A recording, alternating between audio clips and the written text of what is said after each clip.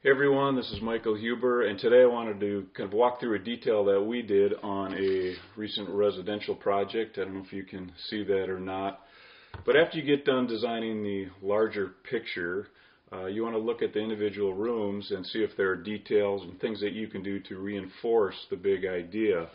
And in this case, we looked at within the master bedroom area behind the bed, we actually bumped a portion of the wall out to act as the headboard and started to think, well, what can we do with that accent wall that would bring in that warmth, bring in some texture behind that bed. And so what we thought of was still trying to be economical, to take some plywood, cut it into squares, adhere to that back wall, and play with how could we tip the panels and things like that. So anyway, I want to walk you through kind of how we ended up accomplishing that. So the first thing we did is make a scale model of the back wall. Took some scrap pieces of, 1/4-inch plywood, cut them into squares and rectangles, and tried to come up with a pattern that we thought might be interesting for the headboard.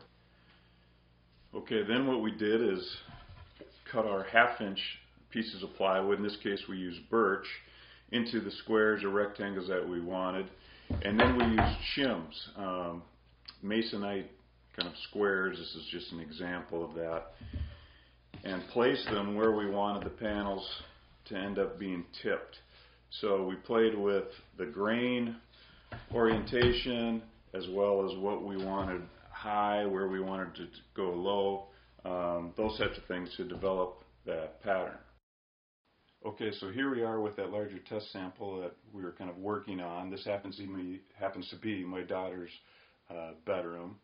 So we used the square plywood pieces, alternating them in a checkerboard pattern to manipulate the grain. But then we also thought, what about tipping the panels at a diagonal? What would that look like? So we really have 2 shims in the high corner, 1 shim in the side corners, and no shim at this opposite corner to really kind of get a warping texture to the plywood. So I think overall it turned out pretty good once I got the Justin Bieber posters taken down. So I think we're ready now to come up with a final design for our client's master bedroom.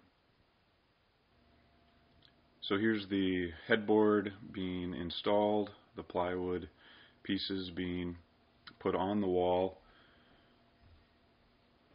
and then the final product. So I think it turned out pretty good. So thanks for watching.